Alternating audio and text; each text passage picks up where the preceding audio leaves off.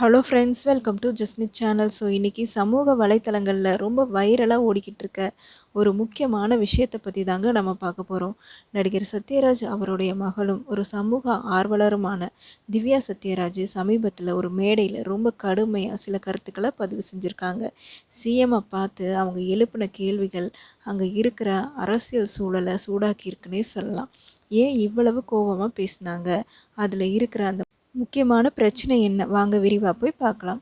திவ்யா சத்யராஜ் தன்னோட பேச்சில் முதல்ல குறிப்பிட்டு இருக்க விஷயம் என்னென்னா, சிஎம்முக்கு ஒரு அடியாள் இருக்கார் அப்படிங்கிறது தாங்க. ஸோ அந்த நபர் சோஷியல் மீடியாலேயே ஒரு மாஃபியா மாதிரி வச்சுக்கிட்டு பெண்களை பற்றி ரொம்ப தரைக்குறைவாக விமர்சனம் பண்ணுறாரு. இதுக்கு முன்னாடியே இதை பற்றி பல புகார்கள் இருந்தாலும் இப்போ ஒரு பெரிய குண்டை தூக்கி போட்டிருக்காங்க திவ்யா.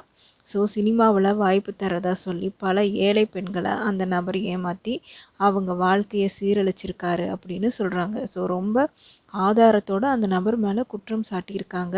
ஸோ இது பலருக்கு தெரியாத ஒரு இருண்ட பக்கம் அப்படின்னே சொல்லலாங்க. ஸோ இதில் ரொம்ப முக்கியமான ஒரு விஷயம் என்னென்னா, அந்த பெண்ணுக்கு நடந்த சோகம். ஸோ அதை நம்ம என்னங்கிறத வாங்க பார்க்கலாம். ஸோ அந்த பாதிக்கப்பட்ட பெண் என்ன பண்ணியிருக்காங்கன்னா, திவ்யாவோட பேஷண்ட், அவங்க ஒரு பட்டியல் சமூகத்தை சேர்ந்த பெண் அப்படின்னு சொல்லியிருக்காங்க. ஸோ அவங்க ரொம்ப கஷ்டப்பட்டு முன்னுக்கு வந்த அந்த பொண்ணு அந்த நபரோட செயலால் இப்போ மனதளவில் பாதிக்கப்பட்டு தன்னம்பிக்கை இழந்து கிராமத்துக்கே போயிட்டாங்களாம். ஸோ ரொம்ப ரொம்ப ரொம்ப ஆதாரத்தோடு சொல்கிறாங்க திவ்யா. ஸோ ஒரு பொண்ணுக்கு பண்ணுற மிகப்பெரிய துரோகம் அவங்களோட தன்னம்பிக்கையை உடைக்கிறது தான் அப்படின்னு சொல்லியிருக்காங்கங்க.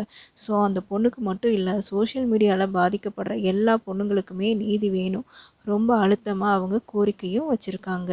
ஸோ வீடியோவோட இன்னொரு ஹைலைட்டு திவ்யா சத்யராஜ் கொடுத்த அந்த தைரியமான சவால் தாங்க. நான் இப்படி பேசினதுக்கப்புறம் என்னை பற்றி சோஷியல் மீடியாவில் கேவலமாக பேசுவாங்க, என்னை மிரட்டுவாங்கன்னு எல்லாமே எனக்கு தெரியும். ஆனால் நான் பயப்பட மாட்டேன். என் அட்ரஸ் இதுதான், தைரியம் இருந்தால் வாங்க நேருக்கு நேர் பார்ப்போம் அப்படின்னு ஓப்பனாக சவால் விடுறாங்க. தந்தை பெரியார் மேலே செருப்பு வீசினப்போ அவர் அமைதியாக இருக்கலை. அதுக்கப்புறம் தான் அவர் அதிகமாக பேச ஆரம்பித்தார். ஸோ சைலன்ஸாக இருக்கிறது டிக்னிட்டி இல்லை, தப்பு நடக்கும்போது சத்தமாக பேசுகிறது தாங்க உண்மையான டிக்னிட்டி அப்படின்னு சொல்லி அந்த பெரியாரோட தத்துவத்தை இவங்க இங்கே அந்த ஞாபகப்படுத்தியிருக்காங்க. ஸோ அது மட்டும் இல்லைங்க, அதே நேரத்தில் திவ்யா திமுக அரசாங்கத்தோட திட்டங்களையும் பாராட்டி பேசியிருக்காங்க. பெண்களுக்கு தேவை வெறும் பட்டாசு துணி இல்லை, பெண்களுக்கு தேவை பவர், அந்த பவர் கல்வியால் தான் வரும் அப்படின்னு சொல்லி பெண் கல்விக்காக உழைக்கிற அன்பில் மகேஷ் அண்ணாவை மற்ற தலைவர்களை பற்றி ரொம்ப பெருமையாக பேசியிருக்காங்க. ஸோ அரசியலை தாண்டி ஒரு நல்ல விஷயத்தையும் ஆதரிப்போம் அப்படின்னு அவங்க தயங்காமல் சொல்லியிருக்காங்க. ஸோ ஒட்டு மொத்தமாக சொல்லப்போனால் திவ்யா சத்யராஜோட இந்த ஆக்ரோஷமான பேச்சு சமூக வலைத்தளங்களில் சில முக்கியமான கேள்விகளை எழுப்பியிருக்கு. ஆளுங்கட்சியாக இருந்தாலும் சரி, எதிர்கட்சியாக பெண்களுக்கு இழக்கப்படுற இந்த மாதிரி கொடுமைகளை யாரும் வேடிக்கை பார்த்துட்டு இருக்கக்கூடாது அப்படிங்கிற விஷயத்த சொல்லியிருக்காங்க. ஸோ இந்த விஷயத்தை பற்றி நீங்கள் என்ன நினைக்கிறீங்க? திவ்யா சத்யராஜ் பேசினது சரிதானா? உங்கள் கருத்துக்களை கீழே இருக்க கமெண்ட் பாக்ஸில் சொல்லுங்கள். ஸோ தேங்க்யூ ஃபார் வாட்சிங்.